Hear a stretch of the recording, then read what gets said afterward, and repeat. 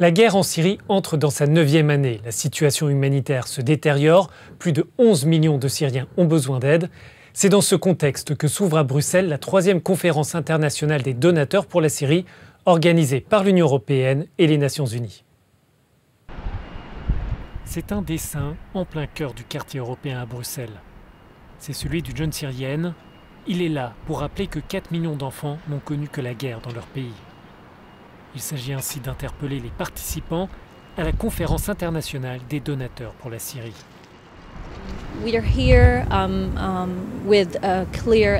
Nous sommes ici avec une question simple pour la communauté internationale.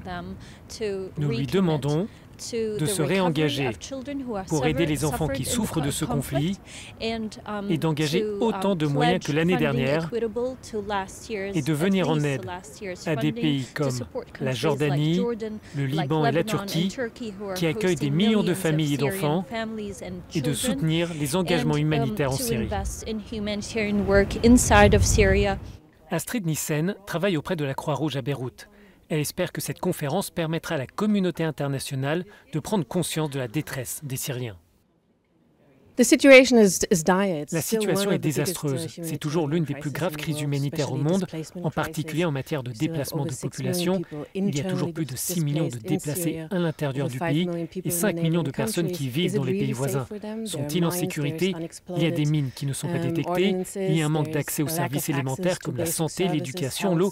Tous les gens ont besoin de tout cela. Pour les ONG, le véritable enjeu sera de voir si le montant de l'aide permettra de répondre aux besoins sur le terrain. Pollution de l'air, lanceurs d'alerte et brevets, voici le reste de l'actualité européenne.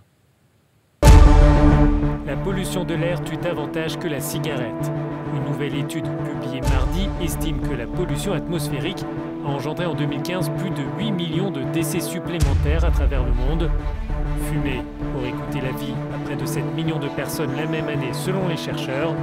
Ils appellent à mettre fin au recours aux énergies fossiles.